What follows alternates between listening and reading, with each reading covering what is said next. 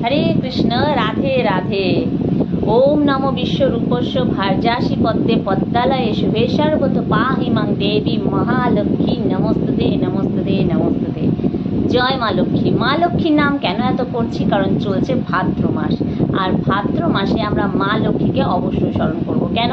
कारण आमरा जानी जे बछरेर बेश किछु मास आछे जेई मासगुलिते आमरा मा लक्ष्मीके अत्यंत प्रसन्न करे तुलते पारी एबं आमादेर गृहे चिरस्थायी करे तुलबार जन्य अनेक रकम प्रयास करे थाकि, ताई ना? तो भाद्र मास, पौष मास, चैत्र मास এই মাসগুলিতে আমরা মা লক্ষ্মীকে প্রসন্ন করে তোলবার একটা সুযোগ পাই আর আমরা এই মাসে বেশি বেশি করে মা লক্ষ্মীর সেবা পূজা করে থাকি, তাই না? এবং মা লক্ষ্মীও এই মাসগুলিতে যদি ভক্তের সেই ভালোবাসা পেয়ে যায় তাহলে কিন্তু তাকে কি করে একদম সুখে শান্তিতে ভরিয়ে দেয়, তাই না? তাহলে মা লক্ষ্মীকে প্রসন্ন করতে আমাদের কি কি কর্ম করা উচিত? মা লক্ষ্মীকে প্রসন্ন করতে আমাদের প্রথমেই যে কাজটা করতে হবে সেটা হচ্ছে ভগবান নারায়ণকে তুষ্ট করতে হবে। কারণ লক্ষ্মীকে প্রসন্ন করতে হলে নারায়ণকে তুষ্ট করতেই হবে। নারায়ণ যদি তুষ্ট না হয় তাহলে আমরা মা লক্ষ্মীকে কিভাবে প্রসন্ন করে তুলব? তাই মা লক্ষ্মী এবং নারায়ণ উভয়েরই প্রসন্নতার জন্য আমাদের যে যে কর্মগুলি এই মাসে করা উচিত আমরা অবশ্যই সেই কাজগুলি করব। এবং মা লক্ষ্মীকে তুষ্ট করতে এবং আমাদের ঘরে চিরস্থায়ী করতে অনেক কথা আমাদের মাথায় রাখতে হবে। অর্থাৎ কি, এই মাসগুলিতে আমাদের অনেক কিছু আছে যে কাজগুলি আমাদের করা উচিত নয়, আবার অনেক কাজ আছে যেগুলো আমাদের করা অবশ্যই দরকার। ঠিক যেরকম ভগবান নারায়ণ কিসে তুষ্ট হন? ভগবান নারায়ণ তুষ্ট হন জীবে দয়াতে, কারণ প্রত্যেক জীবের মধ্যেই তিনি বাস করছেন। এই কারণে এই মাসে বা এই ধরনের মাসগুলিতে আমরা কখনোই কোনো জীব জন্তুকে অবশ্যই যদি তারা আমাদের ঘরে থাকে কখনোই তাদেরকে তাড়ানো উচিত নয়।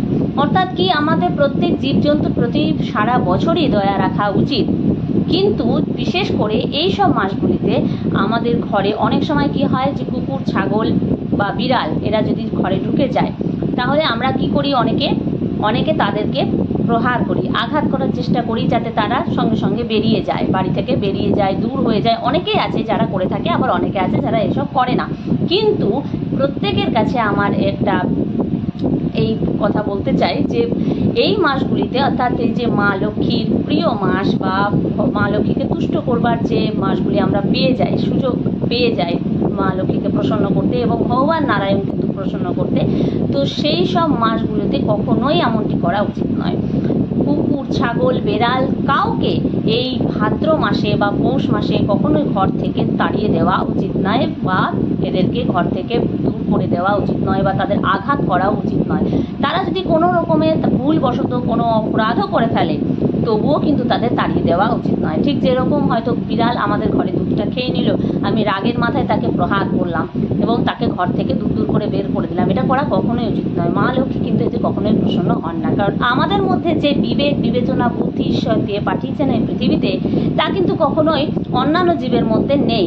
তাই তারা অত কিছু কিন্তু ভেবে কাজ করে না, তাদের যখন যেই রকম প্রয়োজন তারা সেই রকমভাবেই চলে থাকে। তাই মা লক্ষ্মী ও নারায়ণকে প্রসন্ন করতে আমাদের অবশ্যই চেষ্টা করতে হবে, যে কোনো জীবজন্তুকে অবশ্যই তাদের প্রতি আমাদের দয়া দেখানোর চেষ্টা করতেই হবে। তাদের চেষ্টা করতে হবে তাদেরকে আমরা যাতে সেবা দিতে পারি, কিছু তাদেরকে খাবার দিতে পারি, এইরকম চেষ্টা করতে হবে। এই মাসে প্রচণ্ড গরম থাকে আর এই গরমের কারণে এই প্রচণ্ড রোদের তাপ থাকে, সেই এত তাপের মধ্যে তারা কোথায় যাবে এই কথা ভেবে আমাদের অবশ্যই তাদের প্রতি দয়া দেখানো উচিত। তাতে ভগবান নারায়ণ তুষ্ট হবে এবং নারায়ণ তুষ্ট হলেই মা লক্ষ্মী তুষ্ট হয়ে উঠবেন। তাই আমাদের মনে রাখতে হবে যে ভাদ্র মাসে অবশ্যই প্রত্যেক জীবজন্তুর প্রতি আমাদের দয়া দেখানো উচিত। ঠিক যেভাবে আমরা বৈশাখ মাসে কি করি, প্রত্যেক জীবজন্তুকে জল দান করে থাকি, ঠিক সেরকম এই মাসেও কিন্তু আমরা তাদের প্রতি দয়া ভাব অবশ্যই আনবো। আমাদের নিজেদের সমস্যা হলেও তাদের প্রতি যদি দয়া আমরা দেখাতে পারি তো ভগবানের কৃপা আমরা অবশ্যই লাভ করব এবং ভগবানের কৃপায় আমাদের যদি কিছু ক্ষতিও হয়ে যায় অবশ্যই তার থেকে অনেক বেশি লাভবান আমরা হতে পারবো যদি ঈশ্বর আমাদের সঙ্গে থাকেন, তাই না? আচ্ছা, 2 নম্বর, আমরা এই মাসে তুলসী রানীর অধিক সেবা দেব। ঠিক যেরকম বৈশাখ মাসে আমরা তুলসী রানীকে জল দান করে থাকি, বৈশাখ মাসে জল দানের এক বিশেষ মাহাত্ম্য রয়েছে, তাই না? ঠিক সেরকম ভাদ্র মাসেও তুলসী মাতার অবশ্যই অনেক সেবা দিতে হবে, কারণ তুলসী মাতাই হলেন মা লক্ষ্মীর প্রতীক এবং তুলসী রানী যদি সঠিকভাবে আমরা সেবা পরিচর্যা করতে পারি তবে কিন্তু মা লক্ষ্মী ও নারায়ণ উভয়েই প্রসন্ন হবেন। তাই তুলসী রানীকে বেশি বেশি করে জল দান করতে হবে। বিশেষ করে বৃহস্পতিবারে আমাদের মনে রাখতে হবে তুলসীকে কাঁচা দুধ যদি পারি তো অবশ্যই আমরা অর্পণ করতে পারি। স্নান করে ঠিক যেভাবে আমরা জল দান করে থাকি তুলসী রানীকে, যেভাবে জল দিয়ে থাকি তুলসী গাছে, ঠিক সেই রকম আমরা কাঁচা দুধ আমরা নিবেদন করতে পারি। তার সাথে সাথে আমরা যদি নাও পারি, আমরা জলের মধ্যে হলুদ মিশ্রিত করে সেই হলুদ জল বৃহস্পতিবারে ভাদ্র মাসে যদি তুলসীকে অর্পণ করতে পারি তো তুলসী রানী অত্যন্ত প্রসন্ন হন। কারণ হলুদের এক বিশেষ মাহাত্ম্য রয়েছে, আমরা প্রত্যেকেই জানি যে হলুদ হচ্ছে অত্যন্ত শুভ একটি দ্রব্য, যার দ্বারা আমরা বিশেষ বিশেষ শুভ কাজগুলিতে করে থাকি। বিশেষ লক্ষণের কাজগুলিতে আমরা হলুদ ব্যবহার করে থাকি। তাই বৃহস্পতিবারে যদি আমরা তুলসী রানীকে এই হলুদ মিশ্রিত জল নিবেদন করতে পারি তো তুলসী রানী তুষ্ট হন, সাথে সাথে গুরু বৃহস্পতি তুষ্ট হন এবং প্রভু নারায়ণও তুষ্ট হন। যদি তুলসী গাছের পাশে আপনার বাড়িতে কলা গাছ রয়েছে তাহলে অত্যন্ত সেটা শুভ বলে মনে করবেন, এবং কলা গাছেও এই বৃহস্পতিবারে জলের মধ্যে হলুদ মিশ্রিত করে সেই জল কলা গাছেও দান করবেন। বৃহস্পতিবারে তুলসী গাছে হলুদ জলের সাথে সাথে কলা গাছেও হলুদ জল দান করার চেষ্টা করবেন। সাথে সাথে অবশ্যই বৃহস্পতিবারে চেষ্টা করবেন এই কলা গাছের তলায় একটা অবশ্যই ঘৃত প্রদীপ দান করা। তুলসী রানীর কাছেও বৃহস্পতিবারে অবশ্যই ঘৃত প্রদীপ, প্রতি সপ্তাহে প্রতিদিন যদি ঘৃত প্রদীপ দিতে নাও পারছেন তো অবশ্যই এই বৃহস্পতিবার দিনটায় তুলসী বৃক্ষে একটি ঘৃতদ্বীপ দান করুন এবং সাথে সাথে এই কলা গাছের নিচেও একটি ঘৃতদ্বীপ অবশ্যই দান করুন। তুলসী পরিক্রমা করার এক বিশেষ মাহাত্ম্য রয়েছে। বৈষ্ণব সম্প্রদায়ের প্রত্যেকটা মানুষ প্রতিদিনই তুলসী পরিক্রমা করে থাকে। যদি আপনারা মা লক্ষ্মীকে তুষ্ট করতে চাইছেন এবং ভগবান নারায়ণের কৃপা অবশ্যই লাভ করতে চাইছেন তো অবশ্যই এই বৃহস্পতিবার দিনটা তুলসী পরিক্রমা করুন। মন্ত্র যদি নাও জানা থাকে তবুও হরে কৃষ্ণ মহামন্ত্র নাম উচ্চারণ করেও আপনারা তুলসী পরিক্রমা করতে পারেন। সাথে সাথে আমি বলবো তুলসী গাছে জল দান করতে তো একদম ভুলবেন। বাড়ির প্রত্যেক সদস্য এই বৈশাখ মাসে প্রত্যেকটা দিনই তুলসীকে জল দান করে থাকে। ঠিক সেই রকম এই বৃহস্পতিবারে প্রত্যেক সদস্য বাড়ির যদি তুলসীকে জল দান করতে পারে, তুলসী প্রণাম করতে পারে, তুলসী পরিক্রমা করতে পারে এবং হলুদ জল অবশ্যই বাড়ির যে গৃহিণী সে যদি দান করে এবং ঘৃতদ্বীপ যদি দান করে, তার দ্বারা তুলসী রানীর কৃপায় আমরা ভগবান নারায়ণের অগাধ কৃপা লাভ করতে পারি এবং মা লক্ষ্মীকে তুষ্ট করে তুলতে পারি। এবং বৃহস্পতিবারে চেষ্টা করতে হবে যদি শুকনো তুলসী কাষ্ঠ বাড়িতে থাকে, অর্থাৎ যে তুলসী বৃক্ষ শুকিয়ে গেছে সেই তুলসী বৃক্ষকে কখনোই তুলে জলে ফেলে না দিয়ে সেই তুলসী বৃক্ষকে তুলে নিজের ঘরে অতি যত্ন সহকারে রেখে দেওয়া উচিত। কেন? কারণ এই শুকনো তুলসী কাষ্ঠ আমাদের অশ্বমেধ যজ্ঞের ফল দান করে থাকে এবং এই তুলসী কাষ্ঠ, শুকনো তুলসী কাষ্ঠ আমাদের প্রচুর প্রচুর প্রচুর আমাদের ফল দিয়ে থাকে।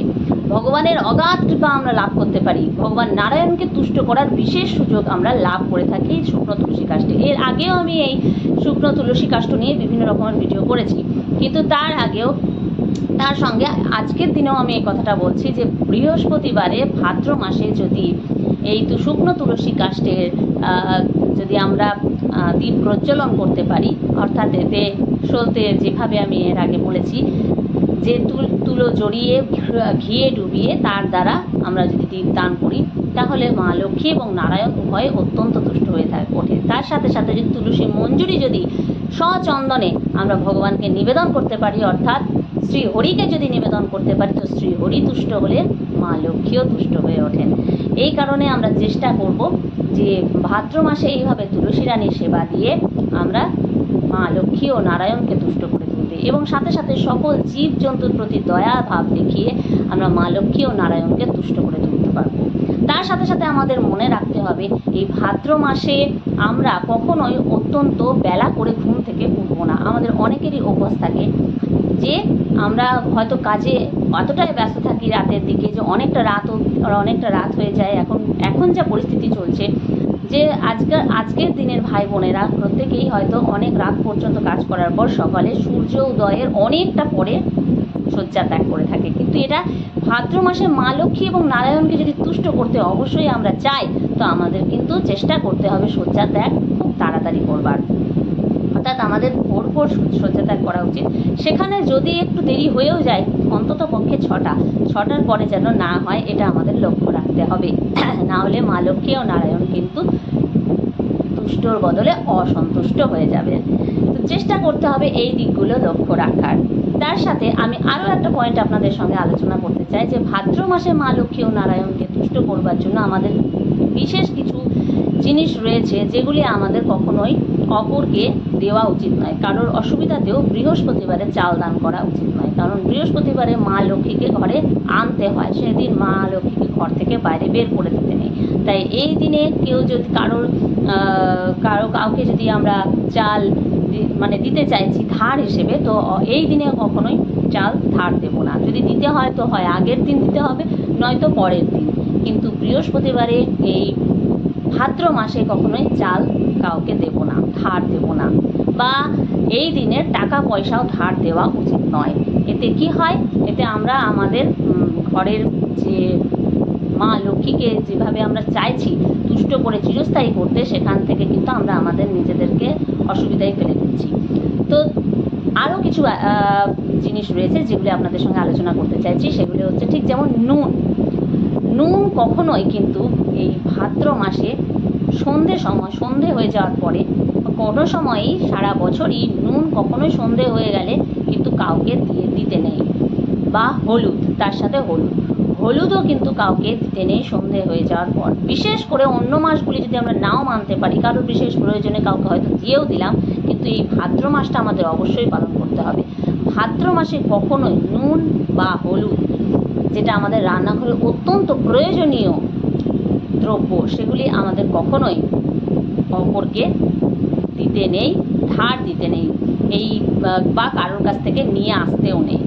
অর্থাৎ এই মাসে আমরা যদি মা লক্ষ্মী এবং নারায়ণকে ঘরে চিরস্থায়ী করে রাখতে চাই, তাহলে আমরা কখনোই এই মাসে বৃহস্পতিবারে বা অন্য কোনো দিনই সন্ধ্যের পর নুন বা হলুদ কারোর কাছ থেকে ধার নেবও না, কাউকে ধার দেবও না। এটা আমাদের কিন্তু অবশ্যই খেয়াল রাখতে হবে।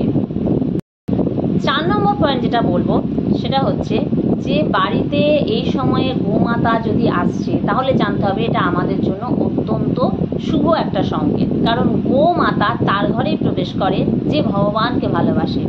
তাই গোমাতা যখনই কারোর দ্বারে আসছে, তখন তাকে কখনোই কিন্তু শুধু ফিরিয়ে দিলে চলবে না। গোমাতার আমাদের অবশ্যই সেবা দিতে হবে। এই ভাদ্র মাসটা হচ্ছে আমাদের কাছে একটা বিশেষ একটা পাওয়ার মাস। ঠিক যেই রকম এই মাসেই আমরা জন্মাষ্টমী, রাধাষ্টমী এইসব ব্রত পালন করে থাকি, অর্থাৎ গোবিন্দের সেবা করার এক বিশেষ সুযোগ পেয়ে থাকি। এই মাসটা আমাদের কাছে অত্যন্ত একটি শুভ মাস। তাই এই মাসে আমরা অবশ্যই চেষ্টা করব গো সেবা দেওয়ার। কিভাবে গো সেবা দেব?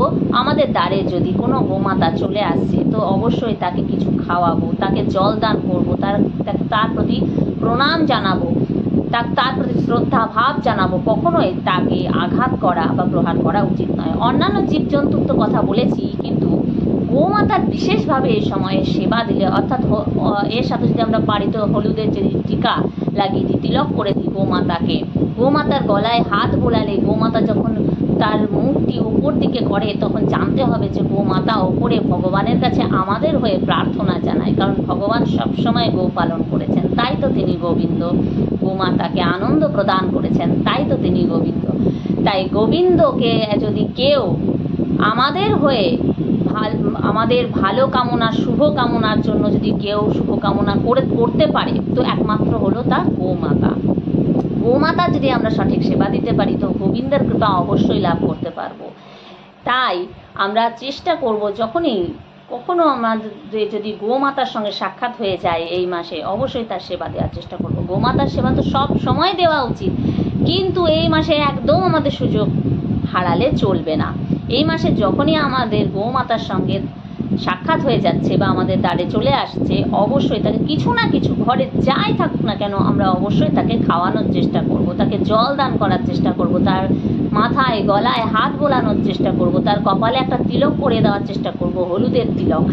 এর মাধ্যমে কি হবে, গোমাতা আমাদের অনেক অনেক আমাদের হয়ে ভগবানের কাছে প্রার্থনা করবে, আমাদের শুভ কামনা ভগবানের কাছে করবে, আর ভগবান তার কারণে অত্যন্ত তুষ্ট হয়ে আমাদের কৃপা করবেন। তাই এই মাসে গোমাতা যদি আমরা দেখতে পাই, তো অবশ্যই এই কাজগুলো আমাদের করতে হবে। তার সাথে এরপরে আমি যেটা বলবো 5 নম্বর পয়েন্ট, সেটা হচ্ছে যে আমাদের এই সময়ে অবশ্যই মনে রাখতে হবে যেন অকারণে ঘরের মধ্যে কোনো চেঁচামেচি, কোনো অশান্তি যাতে না হয় সেই দিকটা লক্ষ্য রাখার, নিজের মাথা ঠান্ডা রেখে এবং অপরের মাথাও যাতে ঠান্ডা থাকে সেরকমভাবে আমাদের চলার চেষ্টা করতে হবে। যদিও এই সব কিছুই আমাদের সবসময়ই করা উচিত, কিন্তু মা লক্ষ্মী কিসে তুষ্ট হন? অত্যন্ত শান্ত পরিবেশে তিনি থাকেন। মা লক্ষ্মী কখনোই কোথাও চেঁচামেচি, আওয়াজ, অত্যন্ত শব্দ এসব জায়গায় তিনি স্থায়ী হয়ে থাকতে পারেন না। তাই তাকে যদি আমরা স্থায়ীভাবে রাখতে চাই আমাদের ঘরে, তাহলে অবশ্যই আমাদের চেষ্টা করতে হবে যে আমাদের ঘরে যেন অযথা কোনো রকম চেঁচামেচির পরিবেশ যেন না তৈরি হয়। নিজেদের মাথা ঠান্ডা রাখতে হবে এবং সঙ্গে অপরের মাথাও যাতে ঠান্ডা থাকে সেই দিকটা আমাদের লক্ষ্য রাখতে হবে। 6 নম্বরে যেটা আমি আপনাদের বলতে চলেছি তা হলো যে আমরা অকারণে অনেক সময় দেখি হাত পা নাড়াতে থাকি, অর্থাৎ পা নাড়ানোর অভ্যাস একটা অনেকের মধ্যেই একটা বদ অভ্যাস আমাদের মধ্যে অনেকেরই আছে। তো এই অভ্যাসটা আমাদের অবশ্যই ত্যাগ করার চেষ্টা করতে হবে। এটা পুরুষ হোক বা স্ত্রী, প্রত্যেকেরই এই অভ্যাসটা কিন্তু একদমই ঠিক নয়। এই অভ্যাসগুলো থেকে আমাদেরকে নিজেদের মুক্ত করানোর চেষ্টা করতে হবে, কারণ এগুলি কখনোই ভগবানের খুব একটা প্রিয় হতে পারে না। আমরা হয়তো কোনো কাজ করব ভাবছি যে এই কাজটা আমাদের করতে হবে, সেই ভাবনা চিন্তা করবার জন্য আমাদের হাত পা নাড়ানোর কোনো প্রয়োজন নেই। আমরা একটু মন দিয়ে ভাবলেই আমরা সেই কাজ করতে পারবো। অধিক অধিক হরিনাম জপ করব আমরা এই মাসে, কারণ হরিনামের মাধ্যমে আমরা ভগবান শ্রীহরিকে তুষ্ট করে তুলতে পারি, আর শ্রীহরি তুষ্ট হলেই আমাদের মা লক্ষ্মীও তুষ্ট হয়ে উঠবেন। তাই মা লক্ষ্মী ও নারায়ণকে তুষ্ট করতে আমাদের অবশ্যই এই মাসে চেষ্টা করতে হবে ভগবানের নাম নেওয়ার, এবং আমরা যেভাবে ঠিক প্রত্যেক জীবের প্রতি যেভাবে আমরা দয়া দেখানোর চেষ্টা করব এবং তার মধ্যে দিয়ে ভগবানের কৃপা লাভ করব, তুলসী রানীর সেবা দেব, অন্যান্য সকল গাছপালা বৃক্ষের সেবা দেওয়ার চেষ্টা করব, কারণ গাছ আমাদের অক্সিজেন দিচ্ছে, আমাদের জীবন দিচ্ছে। তাই প্রত্যেকটি বৃক্ষরই আমাদের প্রত্যেক সময়ে সেবা দেওয়ার উচিত। কিন্তু সাথে সাথে তুলসী রানীর অধিক সেবা এই কারণেই দেবো, কারণ তুলসী রানীর কৃপায় আমরা প্রভু নারায়ণের কৃপা লাভ করব, মা লক্ষ্মী ও নারায়ণ উভয় তুষ্ট হবেন। এবং অবশ্যই আমরা যে আমি কথাগুলি বলে দিলাম যে বৃহস্পতিবারে কিভাবে আমরা তুলসী রানীর সেবা দেব, তো এই কথাগুলি মাথায় রেখে আমরা ভাদ্র মাসটা চলবো এবং কখনোই কোনো জীবজন্তুকে এই সময় তাড়াবো না। তার মধ্যে দিয়ে আমরা মা লক্ষ্মী ও নারায়ণ উভয়কেই তুষ্ট করে তুলব এবং আমাদের ঘরে চিরস্থায়ী করে তুলব। অবশ্যই মনে রাখবেন, হরে কৃষ্ণ, রাধে রাধে, জয় মা লক্ষ্মী। তার সাথে মনে রাখবেন সামনে আসছে রাধাষ্টমী, আর রাধাষ্টমীতে আমরা কি করব অবশ্যই জানতে হলে আমার সঙ্গে যুক্ত থাকবেন, কারণ রাধা রানীকে যদি তুষ্ট করতে পারি তবেই কিন্তু মা লক্ষ্মীও তুষ্ট হয়ে যাবেন, কারণ রাধা রানীরই শক্তি হলেন মা লক্ষ্মী। রাধে রাধে, হরে কৃষ্ণ।